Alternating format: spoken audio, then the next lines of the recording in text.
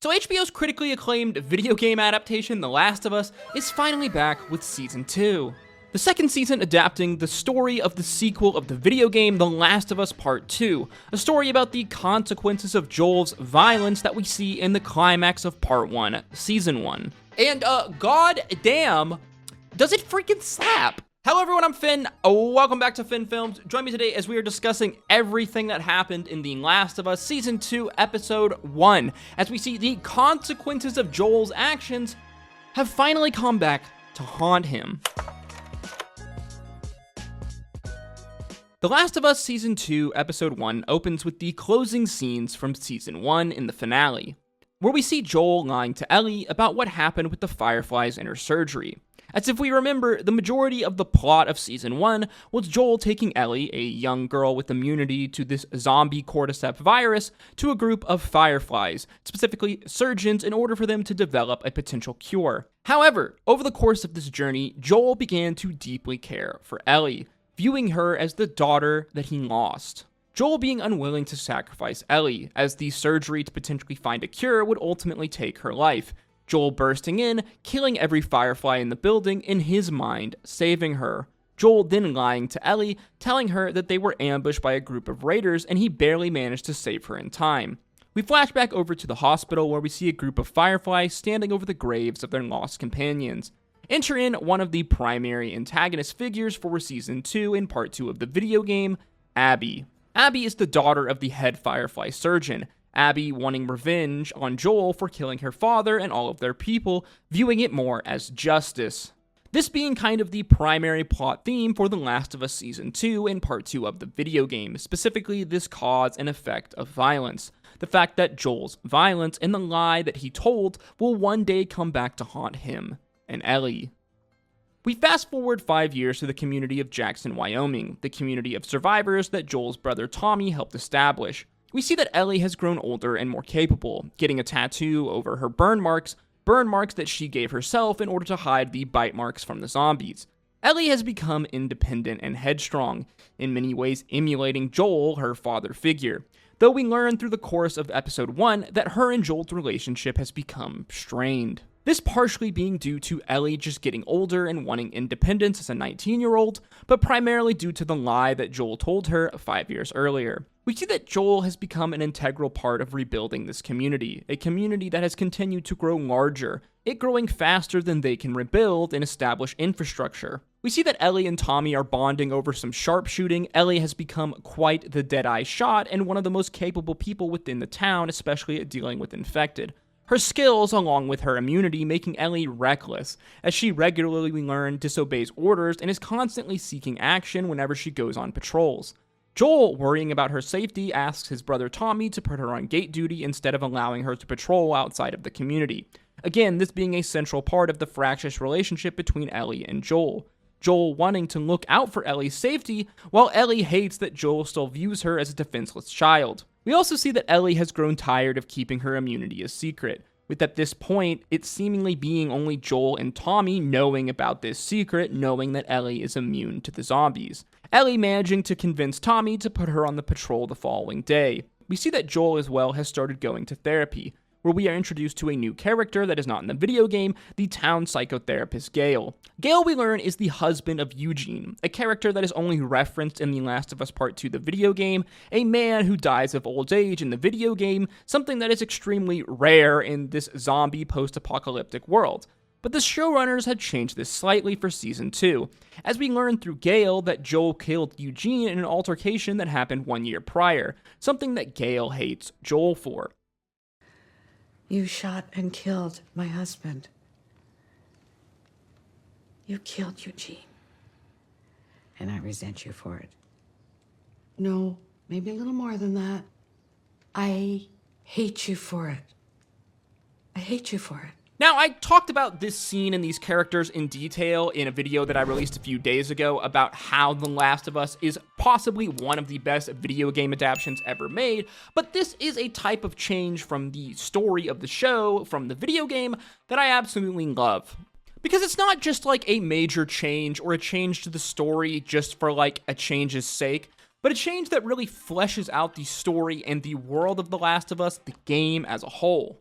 Gale seems to see right through Joel, knowing that he is leaving something out, that the tension between him and Ellie isn't just down to her being a normal, rambunctious, independent 19-year-old. As we see Joel internally struggle with the decision he made 5 years prior and the lie that he told. A decision to save Ellie's life at the expense of a possible cure or vaccine for the cordyceps virus, as Joel was unwilling to sacrifice this young girl, a girl that he has grown to love and care for as a daughter. We flash over to Ellie, who has been living in a garage outside of Joel's house for the last few years.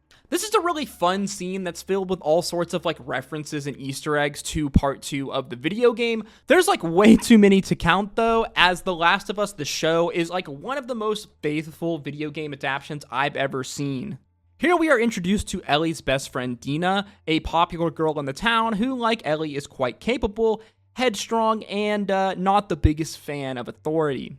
Ellie is obviously completely head over heels for Dina, but she is too afraid or too embarrassed to tell Dina how she really feels. The two head out on the patrol together with a team, Dina and Ellie breaking off ahead of the group, discovering a dead bear surrounded by dead zombies. The girls deciding to investigate a nearby supermarket. Again, Ellie and Dina both being reckless and headstrong and seemingly getting a kick out of any chance they have to kill zombies. This is probably my favorite scene from this entire episode, which again, I cover in detail in my video that I released earlier this week. But it is my favorite scene because of, one, how accurate it is to this scene in the video game, and two, how seamlessly the showrunners display a bunch of mechanics from the video game, but they do so in a way that doesn't make it painfully obvious or cheesy, and in my opinion, doesn't break immersion, something that I think that The Last of Us does better than any other video game adaptation that I can think of that is made so far. We watch Ellie and Dina quietly enter the supermarket, hearing a clicker down the hallway. Ellie distracts it with a bottle, again, video game reference, sneaking up on it and taking it out with her knife. Just as the two are getting ready to leave, Ellie suddenly falls through the floor down to the supermarket shopping area below. Dina heads off looking for a way down to Ellie to get her out, telling her to stay put. Meanwhile, Ellie is completely unaware that she is being stalked by a zombie. Ellie hears the moans of the zombie as she begins to make her way through the aisles, shotgun in hand, when suddenly she comes face to face with it, yelling at it to charge her, but to her shock, it doesn't. This is a new type of zombie known as a stalker. Unlike most infected, it doesn't mindlessly run at anything alive, but hides and slowly stalks its prey. The zombie taking Ellie by surprise, knocking her to the ground and biting her stomach. Ellie manages to fight it off and kill it, but she knows that she must hide this bite mark. Though she is immune, no one in the town besides Joel and Tommy know this, so it is more than likely that someone would kill her if they found out that she was bit, as they would assume that she was infected. The group head back to the town where Ellie and Dina stand in front of the town council, where they tell them exactly what happened. Dina lying, confirming Ellie's story even though she wasn't there to see any of it. Ellie and Dina then plan on going to a New Year's Eve celebration that is happening later that night. Ellie rushes off to her garage where we see her cut the bite marks in order to hide this scar. She then prepares to meet with Dina at the New Year's celebration later that night. Joel goes and checks on her, this being the first time we've seen these two characters interact in this entire episode so far, and man, is it awkward. Joel sees Ellie's guitar, this guitar being a major plot point and kind of symbolism in The Last of Us Part 2, which I would love to go into further detail on, but spoilers, so we're just gonna have to leave it at that, but if you know, you very much know. Joel wants to make himself feel useful as a father figure, so he decides to restring Ellie's guitar. This guitar being a gift that Joel had given her, as he had promised to teach her how to play the guitar in the events of Last of Us Part 1. Joel abruptly leaving Ellie's garage, again, this scene being extremely awkward. We flash over to the New Year's Eve party where Ellie is awkwardly standing alone, drinking, watching Dina dance. Dina, being very drunk, pulls Ellie onto the dance floor where the two start dancing together. Dina telling Ellie that all of the guys here should be scared to death of her, because she is the biggest threat, as she leans in, kissing Ellie. This guy Seth, though, suddenly breaks them up, telling them that this is a family event, and in a church nonetheless, the two laughing, turning to leave, when he goes and calls them a slur. Before Ellie can respond, Joel comes in, knocking Seth down on his ass. Joel asking Ellie if she is okay. Ellie, enraged at Joel, yells at him, saying she doesn't need him to protect her anymore, catching Joel completely off guard and inadvertently embarrassing him in front of the entire town. Later, we see Ellie walking home alone, where she looks up, seeing Joel sitting on the front porch playing the guitar. The two stare at each other wordlessly for a moment, when Ellie finally storms off. In the closing scenes of the episodes, we see strange cordyceps-like tentacles coiling within the branches of a broken pipe. As the scene pulls out to the hills far above the town, we see a group of armed people making their way through the forest, as in the final moments of the episode it is revealed that this team is Abby and her fireflies. After 5 long years, it seems that Abby has finally managed to track Joel down as Season 2, Episode 1 comes to an end. Now, if it isn't obvious, I absolutely love this show, and again, I think it is one of the best video game on-screen adaptations that has probably ever been made. Over the years, we've seen streaming services and movie studios alike try and fail to adapt some of our favorite video games to live-action on-screen movies or shows. And I, along with many other nerds out there, began to develop a bit of trauma when it comes to live-action adaptations. It kind of got to a point where I was like, great, which one of my favorite video games, anime, or animated series will these streaming companies ruin next? I think, though, that a lot of movie studios out there can learn from the likes of The Last of Us, along with something like Amazon's Fallout series. To me, what makes The Last of Us so great is how loyally and respectfully they are to the original story of the video game and the world as a whole. This very much seems kind of like it was priority one when they were adapting this video game onto like the big screen with live action actors, from how they tell the story as a whole to the casting of the characters and the way that they depict the mini video game mechanics. Of course, The Last of Us being an adventure story game, a story game with an absolutely fantastic story, especially as far as video games go, especially for the time that it was released, makes it a lot easier to adapt it than something like Halo or something like Doom. But even still, to me and many fans out there, HBO's The Last of Us adaptation has gone way beyond any of my original expectations when I saw that this show was being developed.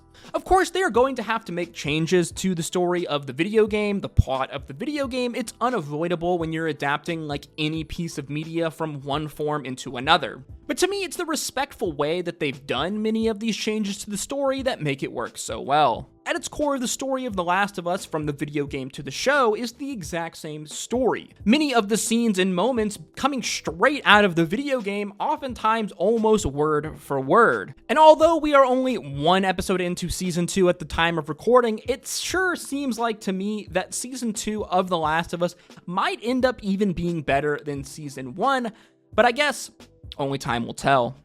As always, guys, if you enjoyed this video or learned something new, please make sure you like, comment, and subscribe, as that is the easiest way to support me, and it does go a long way into helping these videos get into the algorithm. Let me know in the comment section down below, what did you think of Season 2, Episode 1 of The Last of Us? If you did enjoy this video, then why don't you check out some of my other content on screen now, like the video I released earlier this week in how The Last of Us is a perfect example of how to adapt a video game. Again, thank you so much for watching. I hope to see you in the next one. Until next time, guys, stay safe out there. Peace, love, Adu.